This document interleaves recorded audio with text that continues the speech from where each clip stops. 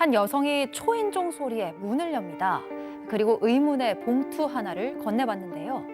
같은 시간 다른 남성 역시 똑같은 봉투를 받아듭니다. 내용물을 확인한 두 사람 큰 충격을 받는데요. 그 봉투 속에 대체 무슨 내용이 담겨 있었을까요? 예, 오늘은 자녀들한테 날아온 뜻밖의 이 청구서에 대한 사반 가족분의 정말 분통 어린 제보입니다. 네, 그렇습니다. 오늘 제보자는 60대 여성입니다. 40년 전에 결혼을 했는데 그 결혼 생활은 지옥 같았다고 합니다.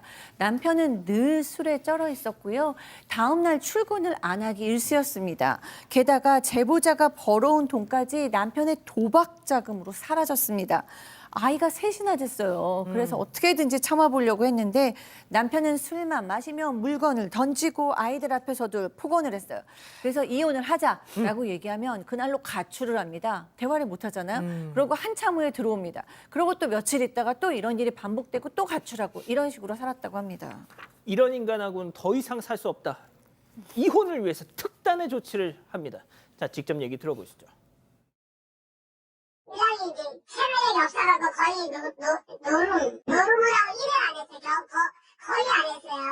그래서 제가 얘기를 이제 진짜 엄마가 좀 돈 주는 걸로 그 밤도 그 당시 전세 지하 실방도 제가 얻었는데 나중에 이제 일을 안 하니까 이혼도 안 해주니까 소송을 걸었는데 이혼 판결을 받았어요. 자, 이혼에는 성공하셨는데 거기에 조건이 있었다고요? 네, 맞습니다. 친정어머니가 마련해 주신 집 전세금 그리고 제보자가 저축해 놓은 걸 모두 남편에게 주는 게 조건이었습니다. 대신 제보자는 새 아이는 내가 볼 테니까 내가 키울 테니까 양육비도 필요 없다. 다신 아이들한테 연락하지 마라. 이렇게 약속을 받았고요. 그렇게 해서 이혼이 성립이 됐는데요. 이후에 제보자 친정 부모님 집으로 돌아가서 새 아이를 홀로 키웠습니다. 아침마다 시장에서 음식 배달에 설거지를 하고 밤에는 술집 주방에서 정말 하루도 쉬는 날 없이 열심히 일을 해서 아이들을 홀로 키웠습니다. 자, 제보자는 어떻게 해서든 아이들이 이 친부랑 연결이 되는 걸 계속 이렇게 말렸던 것 같은데 자녀가 그 아버지를 찾아간 적이 있다면서요? 맞습니다. 세 자녀가 있었는데 이혼했을 때 둘째 아들이 고등학생이 될 무렵에 아마 찾아갔던 것 같아요. 주소를 아니까 옛 주소로 찾아가 봤다고 해요. 문제는 그 주소에 친아버지가 계속 살고 있었던 것 같고요. 당시 대낮인데 저 모습입니다. 술에 취한 채 소주를 사고 도로는 그 모습이 지금 보였다고 해요. 집안에서 보니까 함께 지내던 여성도 있었다고 하고요. 아이고야. 아마 아들도 큰 충격을 받고 그 이후로 재혼당한 그 어머니를 상당히 감사함을 느끼고 효도를 했다고 합니다. 자, 기억도 잘 안 나는 아버지지만 그래도 인간이 됐을까 싶어서 이 둘째 아들이 딱 찾아가는데 여전히 대낮에 술병 막 들고 다니면서 어떤 동거하는 여자와 함께 살고 있더라. 자, 그런데 제보자 역시 자녀들한테 말하지 못한 무슨 사정이 있었다고요? 그렇습니다. 이혼한 지 한참 지난 시절이었는데요. 그때도 뭐 20년 전입니다. 지금부터.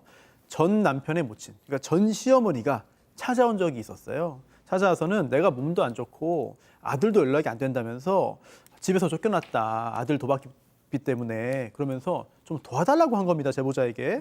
제보자로서는 사실 이혼한 지 한참 지났기 때문에 뭐 거절해도 이상이 없고 문제가 없는 그럼요. 상황이었지만 안타까워서 뭐 많지는 않지만 조금 도와줬습니다. 그런데 그 후로도 몇 년에 한 번씩 찾아와가지고 그때마다 이제 돈을 조금씩 드렸는데 사실 이거를 자녀들에게도 얘기하지 못하고 혼자 끙끙 앓고 있었습니다. 그러다가 시어머니가 어느 순간부터 이제 찾아오지 않았는데요. 아마도 돌아가신 게 아닐까 이렇게 짐작을 하고 있었습니다. 자, 이제 뭐 전 남편 그리고 전 시어머니 완전히 이렇게 분리가 됐다, 끝났다라고 생각했던 순간 놀라운 일이 벌어졌습니다. 제보자 얘기 이어서 들어보시죠. 그리고 제가 받은 게 아니고 우리 딸내미한테로 갔어요. 출장이요. 아들한테도 가고 온 거라 그러나?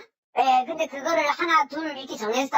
딸이 1번, 아들이 2번 이런 식으로 해가지고 딸이 먼저 소장을 받았어요. 그래서 내가 읽어보니까 이렇게 글씨를 키워가면서 보니까 구당권 청구를 한 거더라고요. 아니, 무슨 구상권 청구? 자, 제보자의 세 자녀에게 동시에 소장이 날아왔다고 했잖아요. 33년 전에 이혼을 한 남편인데, 네. 그러니까 자녀들에게 아버지죠. 근데 이 아버지의 빚을 갚으라는 소장이 날아온 겁니다. 그러니까 알고 보니까 이혼을 하고 단 한 번도 연락이 없었던 전 남편, 이미 6년 전에 세상을 떠났는데 이 죽은 전 남편에게 빚이 남아 있었다고 해요. 그 빚에 대한 구상권 청구가 지금에서야 자녀들에게 전달이 됐던 건데요. 문제는 6년 동안 이자도 불어났을 거 아니에요. 그 이자까지 더해져서 현재 갚아야 할 금액이 500만 원 정도라고 하고요. 문제가 이것뿐만이 아니라 또 있었습니다. 또 무슨 일이요? 자, 일단 그 사건은 왜 일어났냐면 전 남편이 생전에 지인한테 자신의 자동차를 빌려줬는데 그 자동차가 아마 사고가 났던 것 같습니다. 명의가 전 남편이다 보니까 전 남편이 이제 손해배상 책임을 좀 져야 될 상황이었고 또 그리고 이 갚지를 못하고 6년 전에 사망을 하다 보니까 직계 비속인 자녀들한테 이제 온 건데 전체 금액이 500 정도면 뭐 충분히 갚을 수는 있어요. 예. 근데 문제가 이거 말고도 여기저기 빚을 아, 갚으라고 또 어디서 뭐가 독촉이 튀어나올지 들어온다 모르니까. 그러면 이거는 정말 큰일 나는 거 아니냐 이래서 너무 불안하다고 합니다. 아, 그렇죠. 당장 이번에 온 500만 원이야 뭐 어떻게든 할 수 있을 수도 있지만 이걸 시작으로 또 어디서 뭐가 튀어나올지 모르니까요. 자, 손 변호사님, 그런데 네. 보통 사망일로부터 3개월 정도에 이걸 하면 상속 포기할 수 있는 거 아닌가요? 그렇습니다. 상속 포기 가능하고요. 다만 3개월 안에 해야 됩니다. 원칙은 왜냐하면 이 상속 관련된 여러 가지 좀 혼란스러운 상황을 좀 빠르게 정리하자 이런 취지로 그런 기간을 두고 있는데요. 그런데 언제나 그게 다 무조건 적용되는 건 아니에요. 왜냐하면 지금 이 사안처럼 이제 사망 사실 자체를 알지 못했잖아요. 그런 경우에는 그 안때로부터 또 하면 되기 때문에 이제 특별한 그런 그 기간이 있습니다. 다만 그 전에 몰랐다, 이제 알게 된 거다라는 부분에 대해서는 소명이 필요하겠죠. 그렇군요.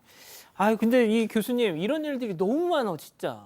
네, 정말 이 어머니께서 너무 훌륭하시고 존경스러운 분인 것 같아요. 혼자서 새 아이를 시장 일을 하면서 식당 일을 하면서 너무 정말 건강하게 잘 키워내시고 심지어 시어머니까지 나중에 이혼하는 후에도 이렇게 돌봐드렸잖아요. 그런데 다행히도 지금 변호사님이 얘기하신 것처럼 얼마든지 상속 안 하고 벗어나실 수 있는 것 같으니까요.